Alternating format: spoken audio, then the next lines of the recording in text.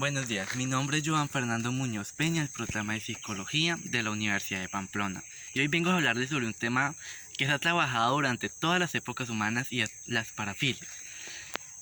El origen de la palabra parafilia viene del griego del término para, que significa desviado, y el término pileo, que significa atracción.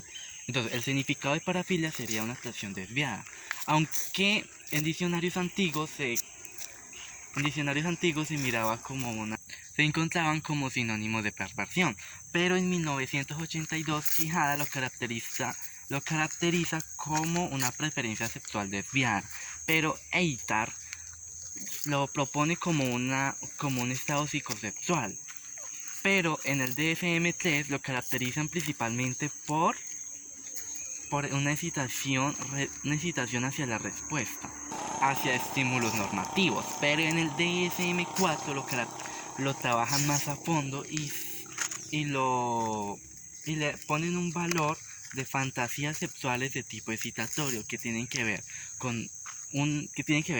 primero con una relación entre objeto y persona. Segundo con emociones de humillación, dolor o sufrimiento. Y en un tercero con personas no conscientes, como pueden ser niños o borrachos o personas dormidas. También dicen el DSM-4 que provocan un malestar o alteraciones clínicas, provocando un deterioro en la vida social. Aunque también hay desencadenantes como el estrés y la depresión. Del mismo modo, también se ve un aumento en la hiperorgasmia, que es la búsqueda hacia el placer, hacia el orgasmo, ese aumento de necesidad.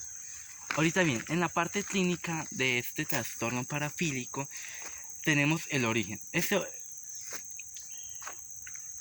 Esta parafilia se origina en la infancia o en las primeras edades de la adolescencia, pero se define como tal en la adolescencia o en la adultez joven.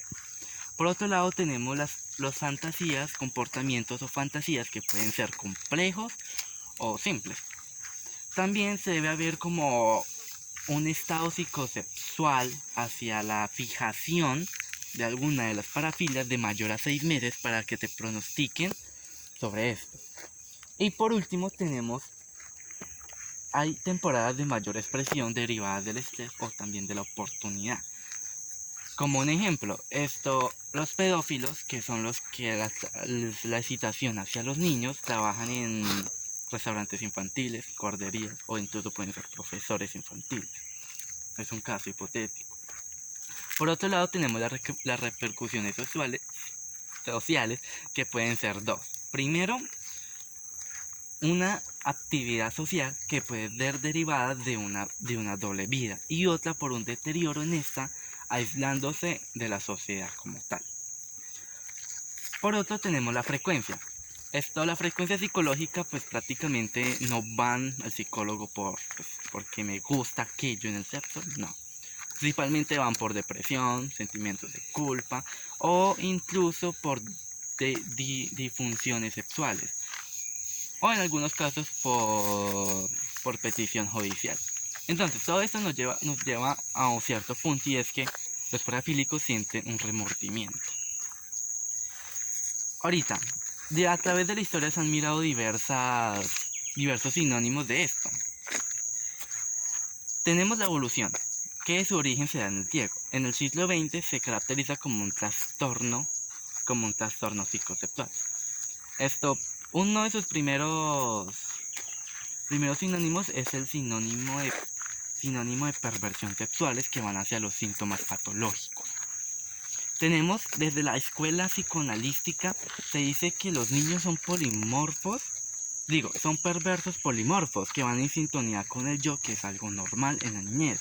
Pero hay un punto que es donde comienza la neurosis, que es cuando ya se da una angustia y una lucha, o sea, una fijación hacia un comportamiento específico, que es cuando ya comienza el estado parafílico.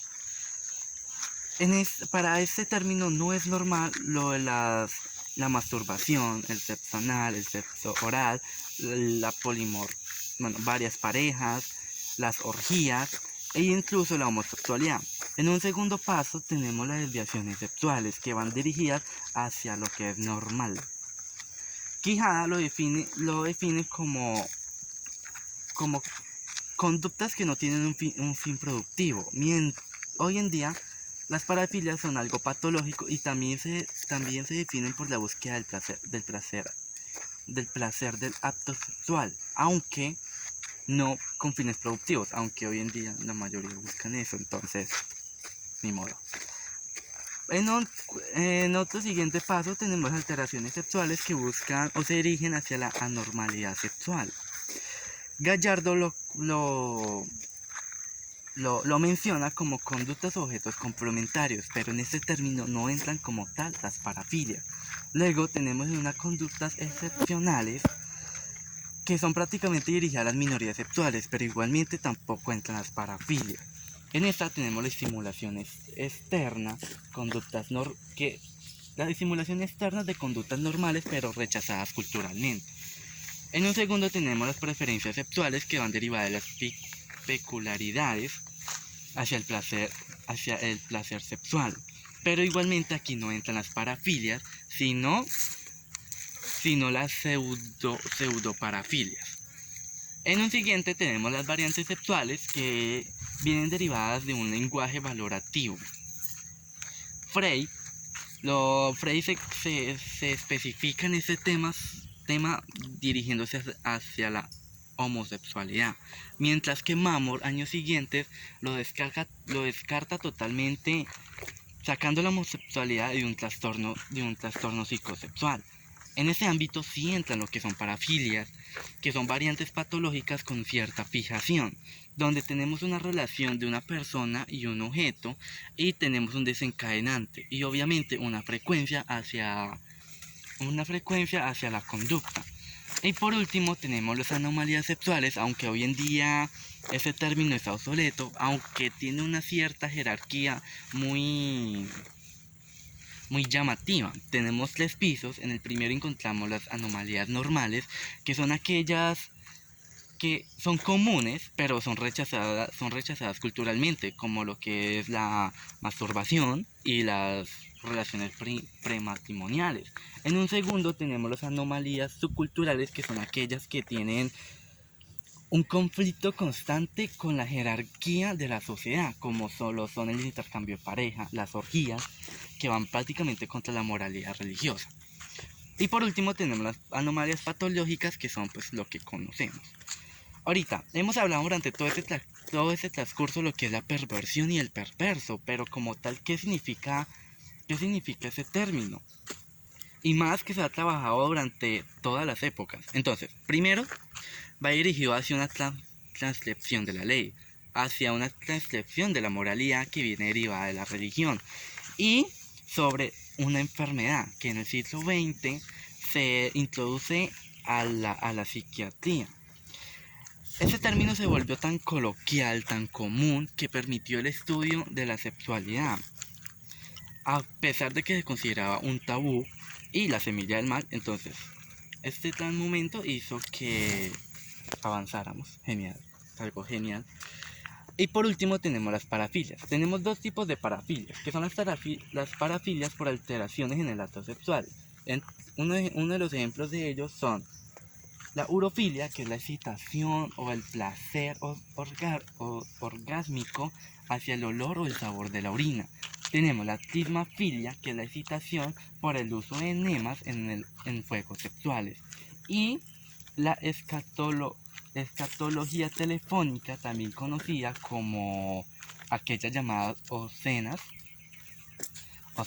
En una segunda clase de parafilias tenemos las parafilias por modificación de la elección de objetos.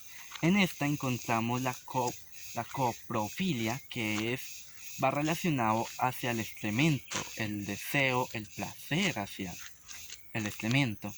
Y tenemos la zoofilia, que es la excitación por tener relaciones sexuales con animales. Y también tenemos el parcialismo, que se considera un fetichismo y consta de una cierta fijación en una parte específica de la otra persona o hacia uno mismo. En esta también encontramos lo que es la pedofilia, la necrofilia y muchas de las comunes. Entonces, después de todo esto, es un resumen pequeño de lo que se ha hablado durante toda la historia de parafilia y uno de sus característicos ejemplos. Entonces, muchas gracias.